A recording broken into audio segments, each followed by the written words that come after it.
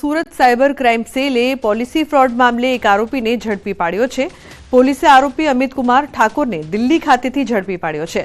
આરોપી પોતે પહેલા ઇન્સ્યોરન્સ કંપનીમાં કામ કરતો હતો। આરોપીઓ પોતાનો અનુભવ અને ડેટાથી ફરિયાદીને સંપર્ક કર્યો હતો। પોલિસી પકવવા માટે લોભામણી લાલચ પણ આપી હતી। લોભામણી લાલચ આપી ફરિયાદી પાસેથી કુલ 21 લાખ પડાવ્યા હતા। બાદમાં આરોપી ફરિયાદીથી સંપર્ક વિહોણો થઈ ગયો હતો। હાલ પોલીસે આરોપીની ધરપકડ કરીને રિમાન્ડ મેળવવાની પ્રક્રિયા હાથ ધરી છે। તેમણે ભૂતકાળમાં લીધેલી પોલિસીઓ જેનું પ્રીમિયમ તેમણે ભરવાનું બંધ કરી દીધું હતું એ બાબતે સાયબર ફ્રોડસ્ટર દ્વારા તેમને વારંવાર કોલ કરીને પૈસા ભરવા માટે જણાવવામાં આવતું હતું કે તમે આ પ્રકારનું આટલા પૈસા ભરી દેશો તો તમારી પોલિસી ફરી ચાલુ થઈ જશે અને તમને વધારે પૈસા મળશે। એમ કરીને જે ફરિયાદી છે એમણે 5 લાખ રૂપિયાની પોલિસી જે પાસ્ટમાં લીધેલ હતી એની ઉપર આ પોલિસી પકવવા માટે અલગ બેંક એકાઉન્ટોમાં પૈસા જમા કરાવીને 21 લાખ રૂપિયા જેટલી મોટી રકમ સાયબર ક્રિમિનલ્સ દ્વારા તેમની પાસેથી પડાવવામાં આવેલ હતી। કાળઝાળ ગરમીમાં ગોધરાના ગામડાઓમાં પાણીની પારાયણ શરૂ થઈ છે। પાણી જોઈએ અમારી સાહેબ ટાંકી છે પણ પાણી જ નથી આવતું ને। એક તરફ કાળઝાળ ગરમી પડી રહી છે અને બીજી તરફ કાલોલ તાલુકાના ભાદરોલી ખુર્દ ગામમાં આવેલા તળાવ ફળિયાના રહીશો પાણી માટે રજળપાટ કરી રહ્યા છે। ગામમાં પાઇપલાઇન થકી ઘર આંગણે પાણી પહોંચાડવાની યોજના અમલમાં તો છે, પરંતુ સંપમાં પાણીનો પૂરતા પ્રમાણમાં આવતું નથી, જેથી અહીંના રહીશોને પાણી નથી મળી રહ્યું। હાલ સંપમાં પાણીની જૂની લાઇનનું કનેક્શન જોડાયેલું છે, જેમાં કેટલાક સ્થળોએ પાઇપલાઇનમાં લીકેજ હોવાથી પૂરતા પ્રમાણમાં પાણી આવી શકતું નથી। વળી ભાદરોલી ગામમાં 2 સંપ અને એક ઊંચી ટાંકી બનાવવામાં આવી છે, પરંતુ તેમાં પણ પાણીનો જથ્થો પૂરતા પ્રમાણમાં આવતો નથી। પાણી ન હોવાને કારણે સ્થાનિકો અડધો કિલોમીટર દૂર હેડપંપમાં પાણી લેવા જવા મજબૂર બન્યા છે। તો ગામમાં ચોમાસાના પાણીથી ભરાયેલું તળાવ છે, જેમાં મહિલાઓ કપડાં ધોવે છે। આ પાણી ગંદુ હોવા છતાં મહિલાઓ આ પાણીનો વપરાશ કરવા મજબૂર બની છે, ત્યારે ગ્રામજનોની સમસ્યાનો ઉકેલ આવે તેવી માંગ કરવામાં આવી છે। ગરમી વધતા તાડફળીની માંગમાં વધારો થયો છે। આસમાને પહોંચ્યા છે ભાવ। કાળઝાળ ગરમી વચ્ચે ઠંડા પીણા અને ગરમીમાં ઠંડક આપતા ફળોની માંગમાં જબરો વધારો થયો છે, ત્યારે દક્ષિણ ગુજરાતમાં જ થતી તાડફળી ફળ માર્કેટમાં તેજી આવી ગઈ છે। નવસારીમાં ગલેલી ફળ બજારમાં ઢગલા મોઢે ઠલવાઈ ગયા છે।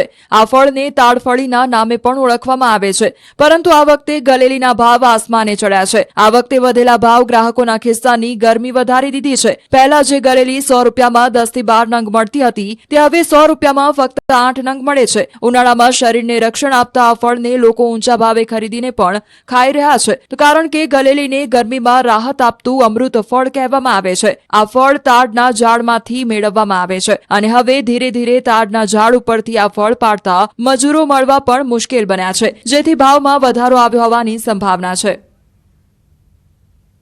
પોરબંદરમાં દુકાનદારોએ ફૂટપાથ પર દબાણો ખડક્યા છે। પોરબંદર શહેરમાં મહાનગરપાલિકાએ લોકો ચાલી શકે તે માટે ફૂટપાથ તો બનાવ્યા છે, પરંતુ શહેરના વેપારીઓ પોતાની જગ્યામાંની ફૂટપાથ પર દબાણ ખડકી દીધું છે। શહેરમાં ફૂટપાથ પર પણ દબાણો હોવાથી રાહદારીઓ મુશ્કેલીમાં મુકાયા। શહેરના મુખ્ય રસ્તા હોય કે પછી ગલીઓ હોય, તમામ જગ્યાએ ફૂટપાથ પણ દબાણો હોવાથી રાહદારીઓને ના છૂટકે રસ્તા પર ચાલવાની ફરજ પડી રહી છે।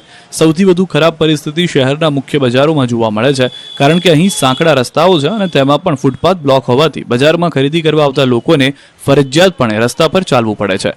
રસ્તા પર પૂરપાટ આવતા વાહનો સાથે રાહદારીઓ અનેક વખત અકસ્માતનો ભોગ બને છે। ફૂટપાથ પરના દબાણો દૂર કરવા સ્થાનિકો માંગ કરી રહ્યા છે, તો મનપાએ પણ ફૂટપાથ પર ખડકેલા દબાણો દૂર કરવાની અધિકારીઓને સૂચના આપી છે।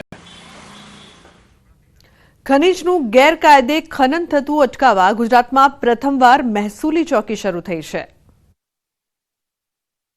ખનીજનું ગેરકાયદેસર ખનન થતું અટકાવવા ગુજરાતમાં પ્રથમવાર મહેસૂલી ચોકી શરૂ કરવામાં આવી। સુરેન્દ્રનગર જિલ્લામાં થાન પંથકમાં ચોટીલા પ્રાંત અધિકારીની ટીમ હવે મેદાનમાં આવી છે। સૌથી વધુ જ્યાં ખનીજ ચોરી થાય છે તેવા ભડુલા અને જામવાડી વિસ્તારમાં ગુજરાત રાજ્યની પ્રથમ મહેસૂલી ચોકી શરૂ કરવામાં આવી। ખુદ પ્રાંત અધિકારી તેમજ થાન મામલતદાર ગેરકાયદેસર ખનન રોકવા બાજ નજર રાખી રહ્યા છે। મહત્વનું છે કે થાન પંથકમાં ખનીજ માફિયાઓએ ધરતીના પેટાળમાંથી કરોડો રૂપિયાના કાર્બોસેલનું ખનન કરવા માટે કુવાઓ ખોદી નાખ્યા। પ્રાંત અધિકારીની ટીમે દરોડા પાડી 247 જેટલા ગેરકાયદેસર કાર્બોસેલના કુવા ઝડપી પાડ્યા। અંદાજે 123 કરોડની ખનીજ ચોરીની વિગતો બહાર આવી। હાલ આ મહેસૂલી ચોકી કાર્યરત થતા ભૂમાફિયાઓમાં ફફડાટ છે। અજાણી રિક્ષામાં સવારી ન કરતા નહીં તો લૂંટાઈ જશો। રિક્ષામાં સવારી કરતા લોકો માટે ચેતવણીરૂપ ઘટના બની છે. નવસારી હાઈવે પર રિક્ષામાં લૂંટ કરતી ગેંગ ફરી સક્રિય થઈ છે. નવસારીમાં રિક્ષામાં બેસાડી ચોરી કરનાર ટોળકીના 2 શખ્સો ઝડપાયા. 70 વર્ષના અહમદ શેખને રિક્ષામાં બેસાડી તેના ખિસ્સામાં મૂકેલા 6000 રૂપિયા ચોરી કરી લીધા અને આગળ જઈ રહ્યું હોવાની રિક્ષામાં જગ્યા નથી એમ કહી ઉતારી દીધા. સમગ્ર મામલે ગ્રામ્ય પોલીસમાં ચોરીનો ગુનો નોંધાતા પોલીસે સીસીટીવીના આધારે રિક્ષા ચાલક યુવકની ધરપકડ કરી. સુરત ઇરફાન બિલાલ પઠાણ અને માહિર મહેબૂબ ઘાંચીની ગ્રામ્ય પોલીસે ધરપકડ કરી છે. પોલીસ તપાસમાં વધુ ખુલાસા થઈ શકે છે તો રિક્ષા ચાલકે અગાઉથી કાવતરું રચ્યું હતું. તેણે રિક્ષામાં પહેલેથી જ 3 સાગરીતોને બેસાડ્યા હતા. ફરિયાદી અહમદ શેખને ગ્રીડથી ગિરનાર હોટલ સુધી જવા માટે રિક્ષામાં બેસાડવામાં આવ્યા હતા. તો ફરિયાદીને 3 શખ્સોની વચ્ચે બેસાડી તેમની નજર ચૂકવીને પેન્ટના આગળના ડાબા ખિસ્સામાંથી 6000 રૂપિયા કાઢી લીધા હતા. નર્મદા પંચકોશી પરિક્રમામાં ભજન ભોજન અને ભક્તિનો જામ્યો ત્રિવેણી સંગમ. નર્મદા પંચકોશી પરિક્રમા તેના મધ્ય ચરણ સુધી પહોંચી ચૂકી છે. અત્યાર સુધી મોટી સંખ્યામાં લોકો પરિક્રમા કરવા પહોંચી ચૂક્યા છે. ત્યારે આ શનિ રવિના દિવસોમાં લોકોની ભીડ ઉમટવાની શક્યતાઓને લઈ તંત્ર પણ સતર્ક થઈ ગયું છે. અત્યારે કાળઝાળ ગરમીમાં લોકો દિવસના બદલે રાત્રિ દરમિયાન પરિક્રમા કરવા આવી રહ્યા છે. ત્યારે રાત્રિ દરમિયાન પરિક્રમા કરવા આવનાર ભક્તોને કોઈ તકલીફ ન પડે તે માટે નર્મદા જિલ્લા વહીવટી તંત્ર અને ગુજરાત યાત્રાધામ વિકાસ બોર્ડ દ્વારા રસ્તા પર લાઇટ, સીસીટીવી, નાવડીઓ, હંગામી પુલ જેવી તમામ વ્યવસ્થાઓ કરવામાં આવી. ભાજપ સંગઠનના યુવાનો દ્વારા ભંડારો શરૂ કરવામાં આવ્યો. ભજન ભોજન અને ભક્તિનું